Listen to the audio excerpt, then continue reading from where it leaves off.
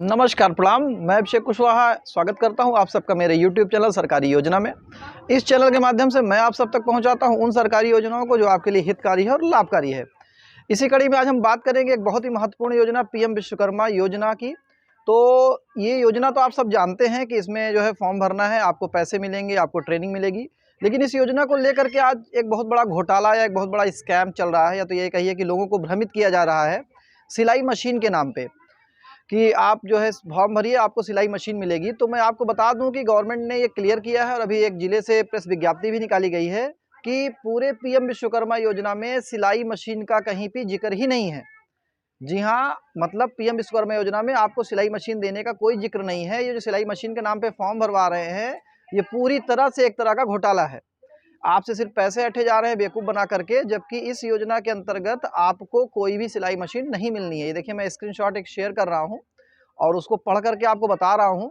ध्यान से देखिए, लिखा है, जिले में इन दिनों ई मित्र जनसेवा केंद्रों पर पीएम विश्वकर्मा योजना के नाम पर महिलाएं सिलाई मशीन के लालच के पैसे में फॉर्म भरवा रही हैं। लेकिन जिस योजना के में महिलाएं फॉर्म भरवा रही, उसमें कहीं भी सिलाई मशीन मिलने का जिक्र नहीं है। ठीक है। आवेदन करने के बाद आवेदक को तृतीय सत्यापन स्तर से गुजरना होगा।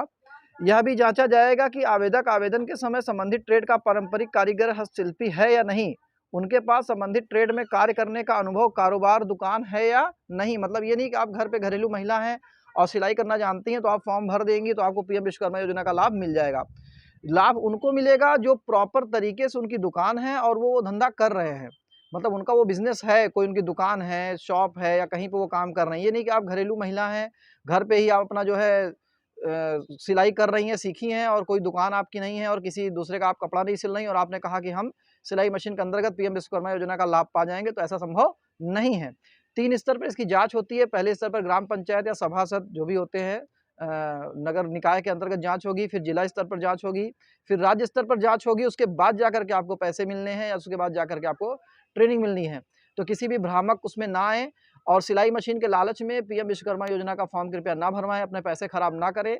इसमें आपको कोई भी सिलाई मशीन मिलने की वो सूचना नहीं है। देखिए आगे लिखा हुआ है, ई मित्र केंद्र संचालक पैसा कमाने के चक्कर में अधूरी जानकारी देकर महिलाओं के फॉर्म भरवा रहे हैं। आलम यह है कि अब तक शासन द्वारा जनपद को आवंटित 1200 के सापेक्ष 4000 से अधिक आवेदन इसमें आ गए हैं। मतलब ये जहाँ का दिया हुआ है, ये है रामपुर का है, वहाँ 1200 ही सीट है और अब तक 4000 फॉर्म भरे जा चुके हैं, केवल इसलिए कि उनको सिलाई मशीन मिलेगी। ठीक है। और दूसरा है कि एक ही परिवार से कई आवेदन किए जा रहे हैं, जो कि योजना के दिशा निर्देश के विपरीत है। मतलब एक परिवार से केवल एक लोग योजना का फॉर्म भर सकते हैं। ये नहीं कि एक परिवार में 4 लोग, 4 महिलाएं तो 4 के चारों अपना जो है फॉर्म भर देंगी। ये सब ना करें, अपना पैसा खराब ना करें। ठीक है। पीएम विश्वकर्मा योजना के अंतर्गत देखिए आता क्या क्या है, मैं आपको बताता हूँ। जैसे आता है बढ़ई हो गया, नाव निर्माण, अस्त्र बनाना, लोहार हो गया, हथौड़ा और टूल किट बनाना, ताला बनाना, गोल्ड स्मिथ सुनार हो गए, कुम्हार हो गए, मूर्तिकार हो गए, पत्थर वगैरह जो तोड़ते हैं, मोची हो गए जो जूते वगैरह बनाते हैं, राजमिस्त्री, टोकरी, चटाई, झाड़ू बनाना, जूट बुनकर, गुड़िया, खिलौना, नाई, माला बनाना, धोबी, दर्जी, मछली पकड़ने वाले, ठीक है, का जाल बनाने वाले, सॉरी मछली पकड़ने का जाल बनाने वाले सहित 18 प्रकार के व्यवसाय हैं। फॉर्म उनको भरना है जो प्रॉपर इस योजना में फॉर्म वही भर सकते हैं जो उस प्रकार का काम करके अपने घर का जीवन यापन कर रहे हैं, मतलब घर का खर्च चला रहे हैं। ये नहीं कि शौकवश आप कोई काम कर रहे हैं और आप पीएम विश्वकर्मा योजना का फॉर्म भर दे रहे हैं, तो उसमें आपको कोई लाभ नहीं मिलना है। और सिलाई मशीन का फॉर्म तो महिलाएं ना ही भरें, कोई भी सिलाई मशीन नहीं मिलनी है।